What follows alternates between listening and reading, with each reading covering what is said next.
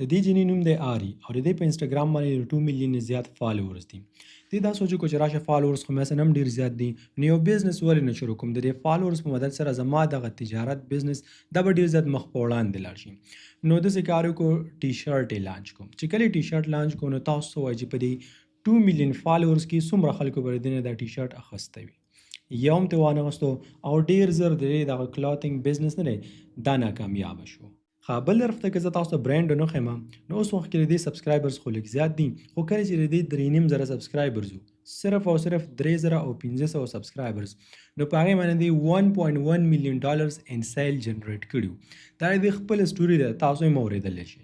اوس مین خبره دا ده چې څنګه صرف په 3.5 سبسکرایبرز باندې د دې کس لایف چینج شو. او بل طرف ته که موږ وګورو نو د دې جینۍ 2 میلیون سبسکرایبرز وو او دغه بزنس یې ناکامیاب شو. دا خیر ولې؟ د دې مین ریزن دا دی چې صحیح د دې 2 میلیون فالوورز وو خو صحیح فالوورز نو، یعنی دې جینۍ صحیح خلکو ته ځان نو ور رسولی، دا هسې خوشې تشه خلک وو. او د 3.5 سبسکرایبرز وو، سیل یې ډېر زیات و. ولې؟ ځکه چې دا 3.5 هسې فضول خلک نو، د دې صحیح سبسکرایبرز وو، صحیح خلکو ته ځان رسولی. د یوټیوب یو ډېر د کمال او پاورفول سیز دی، که چېرته په صحیح طریقې سره د استعمال کو که نه، لکه د الکس هارموزي د ده یو داسې بزنس دی چې دته هر کال $100 میلیون دا ورته جنریټ کوي. نو که تا هم په صحیح طریقې سره یوز کو د $1 میلیون بزنس مالک کېدلی شي.